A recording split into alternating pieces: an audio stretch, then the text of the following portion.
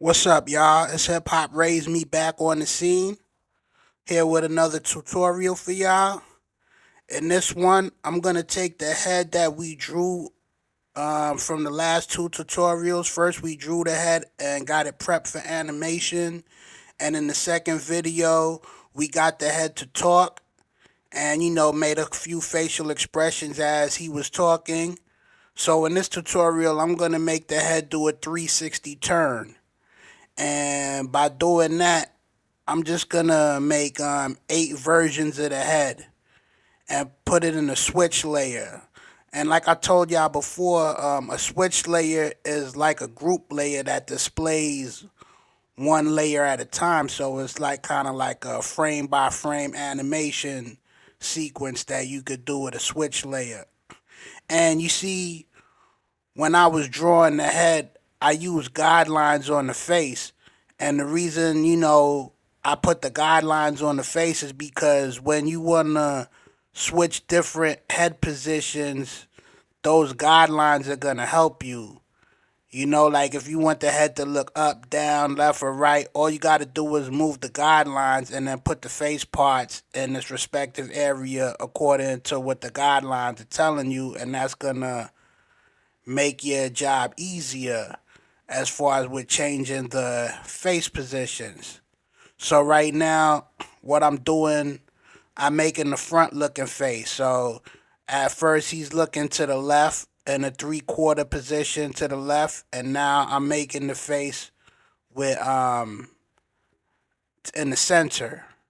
And I put the guidelines to the center, and now I'm moving all the face parts to the center and I'm adjusting the beard. You see, one thing about vector animation and vector art and drawing, it's more like sculpting because you put the shapes down, you put the lines down, and then you shape and mold them like you sculpting like a clay figure or or you or something like that. Whereas in actual traditional drawing, you laying down the strokes and that's why I say vector art is a lot more forgiving than regular traditional drawing because if you could lay down stuff in vector art and then move the lines around and reshape the lines and the shapes to get it to where you want it to be at. And right now you see I'm drawing the nose in the front position and I'm deleting that side nose and I'm doing all the tools you need to draw is on the left side of the panel. I duplicated the ear just now and flipped it around. And in order to flip something around, you select it and then go in that um, the top panel, and it shows you where you can flip stuff left or right or up or down.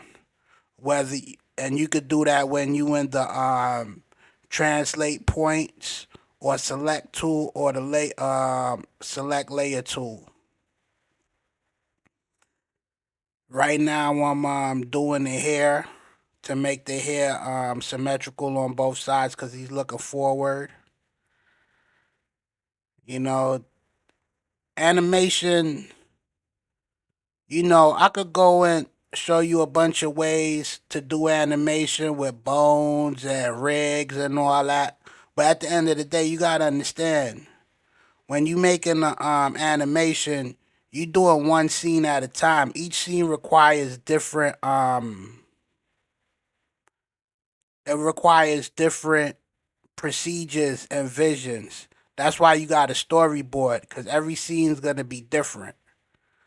And my mentality, it's like you spending a lot of time making rigs, and how often are you gonna use that rig? That scene might not require a rig. You might make a rig and your character is leaned over the toilet bowl throwing up or he's sitting down on the couch or laying on the bed in certain positions that rig is not made to do those positions and you're going to want to use that rig because you spent a lot of time making it.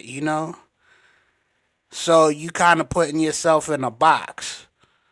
You know what I'm saying? And you spending a lot of time making rigs, and the scenes don't require you to use the rigs, but you're gonna want to use the rigs. So I just try to get myself out of that mentality of trying to make a bunch of rigs. And a rig is like a pre-designed character that has the bone structure on it, the bone skeletal frame in it to move it around, and they good and all that. But don't get me wrong, I'm coming from the aspect and perspective of a solo animator. We trying to get things done. You know what I'm saying? And like I said, if you working with a team and your job is to make rigs, that's fine. And you just making the rigs, that's great. But if you trying to write your project, draw your project, animate your project, voice act your project, edit your project, make the music for your project, you doing all that stuff. You trying to get things done. You know what I'm saying? So in my mind, I'm not just gonna sit there and just be making a bunch of rigs. I need to get my scenes pushed out, and every scene, like I said, requires different strategies to get them done. You might have a rig that might require frame by frame animation. Then you might have a scene that requires frame by frame animation.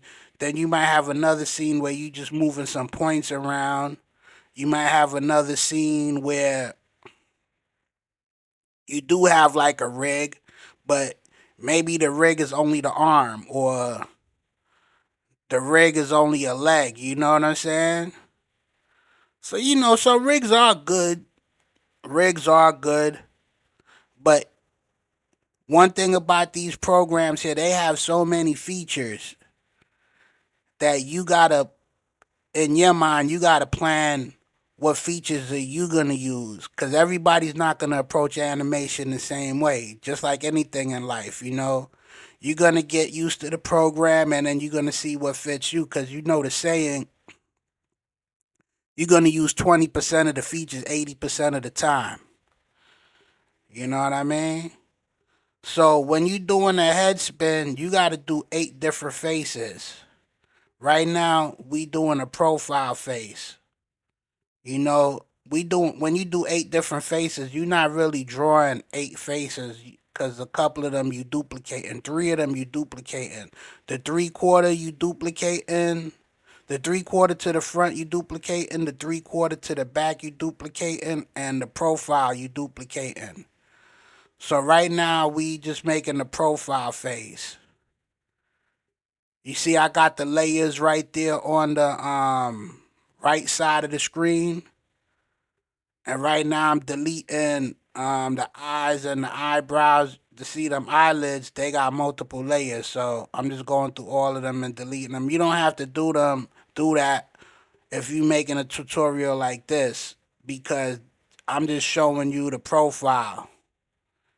I'm not animating the profile, but if you doing the animation and your profile face is talking, then you can have different layers within those certain parts, but the left and right side still has the different switch layers in it. That pop up box is a warning telling you that the piece that you removing animation from has sub layers in it, and would you like to remove the animation for the sub layers? And you click yes.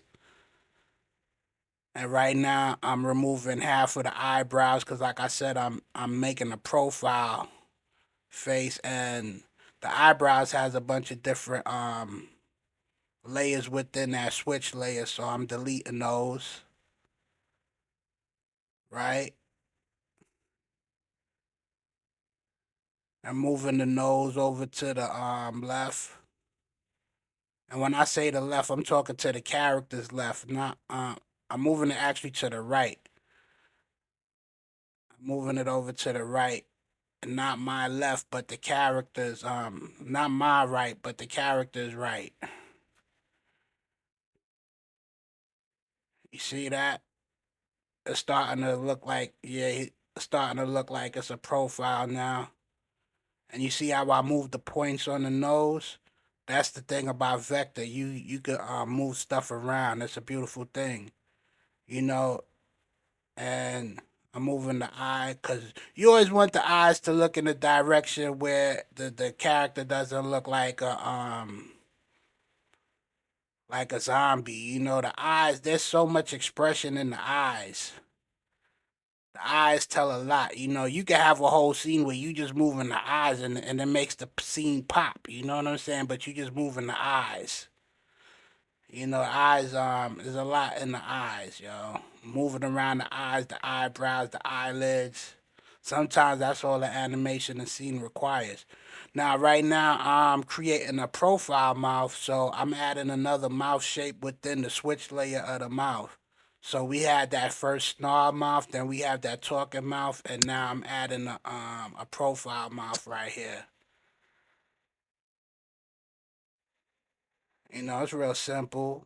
You just draw the points, and then I'm using the curvature tool to make the sharp corners more curvy, you know. And see those tools at the top left of the screen? Those are the tools I'm using. The curvature tool, the translate points tool, which move the points around, and the select points tool. See, I'm selecting the points. I'm just removing the bed and redoing it because in a situation like that, you don't want to move the bed around. It's a bunch of points and dots and little lines, so you just delete it and redo it. Make the situation go faster. You know, you just got to keep doing your animation. So your workflow, you got to find a workflow. You know, a process that works for you. You know, you might not agree with none of the processes I use. You might start using the programs and find your own flow and process, which is great. And you probably gonna be a way better animator than me. But at least I'm showing you the way. You know what I'm saying? Look at that. You do the hair, you move the hair around. And mind you, let me tell you something. You see how I'm moving these points while I'm drawing? You could move them points in animation. You understand what I'm saying? So you don't have to draw a bunch of frames. Those points could be animated. Not only moved in the drawing process, but they could also be animated. But you got to be careful that when you drawing, you don't want to you don't want to draw in a frame other than zero, because when you draw and try to do stuff in those other frames, you actually animating. So when you think you drawing and then you move the timeline around, you move the marker on the timeline. Next thing you see, your drawing gets distorted because you weren't actually drawing; you were actually animating. So when you drawing, always make sure that the time marker is on frame zero. You see, I duplicated that profile, and just that quick, I got 5 different heads because 2 of them are duplicated. So really, I only drew 3 heads instead of 5. The original head was already drawn. Then I drew the front face. The I drew the front face and the profile face. The other 2 was already drawn because one was already drawn from the previous tutorial and that was duplicated. So now we got 5 faces. But the thing about this drawing right here, the eyes are 2 different shapes. So that means that on one side, I gotta reverse the way the eyes are because they can't be the same, because each side is gonna have a small eye. One side is gonna have a small eye and the other side is gonna have a big eye. If you don't do that and both of your eyes are the same on your character, which is the situation in most cases, you won't have to go through this little step right here. But you know, when you drawing, this is art. You got to be creative. Who knows? You know what your eyes is going to be. One of your eyes might be a dice. The other one might be a pineapple. You know what I'm saying? So that's up to you. But in this drawing, I chose to make each eye a different size because it gave the guy a little bit more character. You know what I'm saying? like kind of like he's a squinting type of villainous type of street dwelling vagabond type of guy, or a street smart type of guy, I should say. Guy that know what time it is and ready to get busy. I'm reshaping that eyelid because you see that small eye is on the side. That's the eye that's showing when he's looking to the right.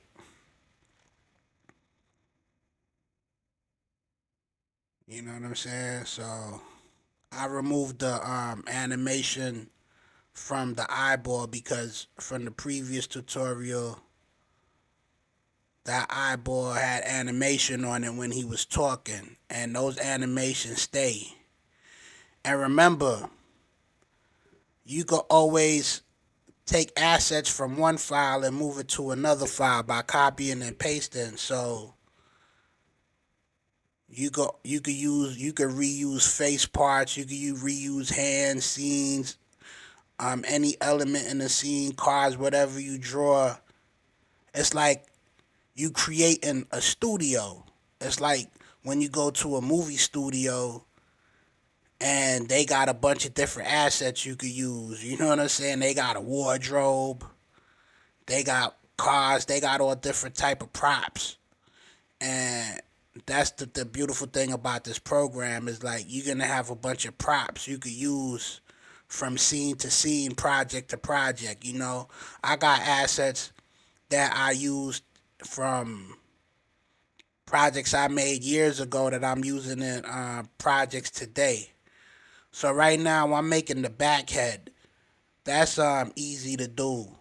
That's one of the easy drawings because all you got to do is draw the head and the hair really, and maybe make a couple of shapes for the ears. Look at that. You just want to make sure it's the same size as the head. So in the beginning when you making faces and heads, you want the face to be a symmetrical shape that's even, so it's easy to move it around and duplicate. You know what I'm saying? Like you see how this head is like a circle. His face is a circle, so it's easy to duplicate. But if you are adventurous type of artist, you don't got to do that. You can make your head shape any shape you want. I got faces with shapes that got all type of edges and angles on it, and you just got to be more creative and more knowledgeable when you changing the face directions and shapes. You know. So right now the back head is pretty simple, and right now we at the point where we got 6 heads. We need 8 heads to make the head spin in a 360. You know what I'm saying? So right now we doing the ears. We push the ears to the bottom layer so it could be behind the hair and the face. You know. So the bottom, I'm gonna give y'all some knowledge on this interface that we looking at. The bottom, you see the timeline. To the right of the screen, you see the layers panel, and on top of the layer panel, you got the paint attributes like the colors. And when you right click on the color, that's for the color of the stroke. And when you left click on the color, that's the color of the fill. So that's a jewel right there. Remember that. You right click on the color and that's going to change the color of the stroke. That's the stroke of the lines. And when you left click on the color, that's the color of the paint fill, what you fill in the shapes with. And see, right now, what I'm gonna do is make a 3/4 head looking from the back perspective, and that's a real easy thing. I'm gonna move the nose to the bottom and push it in, and right now I'm just removing all the elements of the face because we're not gonna see too much of the face because we looking at the head from the back. And what I did, I duplicated the profile. I duplicated the profile And look at that. I'm moving the hair a little bit, and the ear. It's that simple.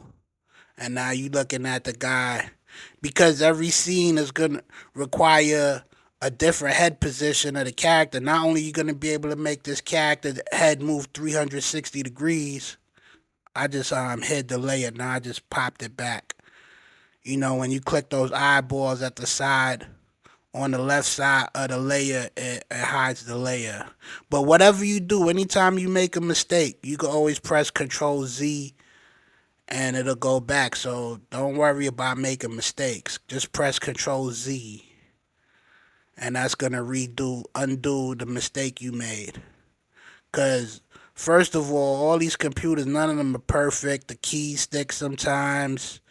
Sometimes you might pull something a little too far and you got to go back, or the curvature tool is not going 100% how you want it to go. So if a mistake happens, just press Control Z. There's no need to get frustrated. Animation is all about patience and understanding. You know, it's all about patience and understanding. So we just did the back 3/4 head, and now we're gonna duplicate that head, because that's the left side, and we're gonna duplicate it and make it and flip it over. You flip it over by pressing that button at the top right of the screen. It's like in the middle right of the screen, and you flip it over.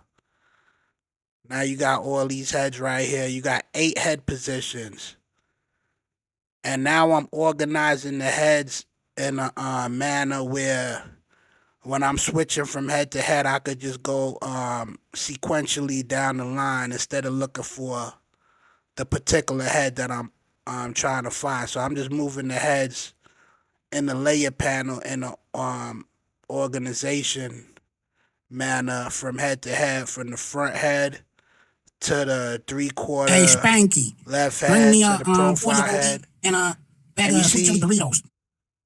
right there, you see the heads are talking right now. So I'm gonna just remove the audio from those heads, because they was talking from the previous tutorial. So I duplicated that head, and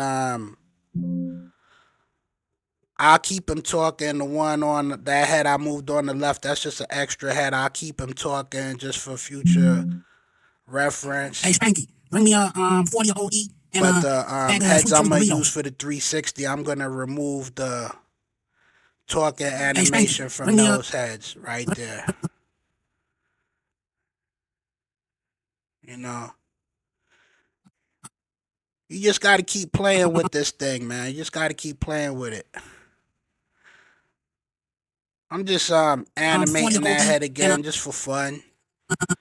That's what I do. a bag of Moving sweet the chili eyeballs around, Doritos. because I had remember I had removed the Hey animation Spanky, from the bring me a eyeballs when 40 I was OE and a bag working of sweet chili Doritos. when I was working with those other heads. But let's disregard that head I got to the side on the left. We working on the 8 heads that's in to the left of that head on the right. And now I'm stacking all the heads.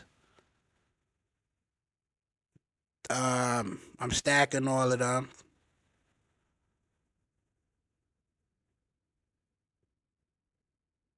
And then I'm gonna put them in a switch layer.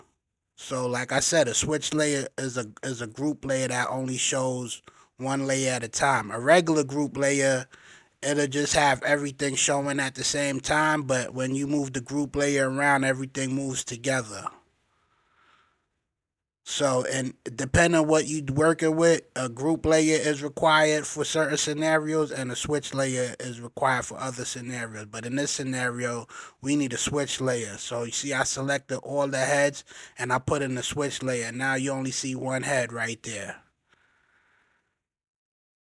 And now on the timeline, you right click on the switch layer, and then you select the head position you want to switch to. And you see the timeline on the bottom of the screen, I'm moving down the timeline like 6 frames apart at this point right here, but I'm more than likely going to speed it up. And then you go down the line until you get to the last head, which was right there, and then I'm going to cycle it so it could just keep spinning. And you see I play it, and you see it spinning. Look at that. The head is spinning. And when you cycle it, it's just going to keep spinning. But what I'm going to do, I'm going to make it shorter. I'm going to put it like 3 frames apart, every 3 frames. So I'm shortening the, I'm going to just delete those frames and just do it over. Every 3 frames, I'm going to switch it. Switch the head position. Bang. Right? Every three, and as you can see, I'm not going to the timeline and moving the marker. What I'm doing, I'm using the arrow keys, the right arrow keys. I'm just pressing the arrow key 3 times, and it moves 3 frames ahead. So you see that? Look at that. The head is spinning 360 degrees. That's a beautiful thing, right? It's just that simple. You draw 8 heads, you really drawing 5 heads though, because 3 of the heads are duplicated. And you see you got the head moving 360 degrees. All right, y'all. I'm gonna put a rendered version of that on the screen, and I hope y'all enjoyed this tutorial. I see y'all on the next one. Peace.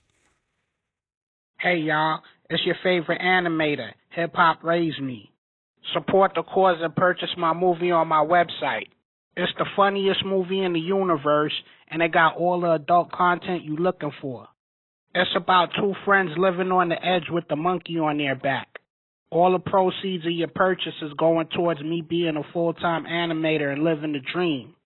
Click on the link in the description and get your instant digital copy of Stanky and Taco remixed, and you can thank me later.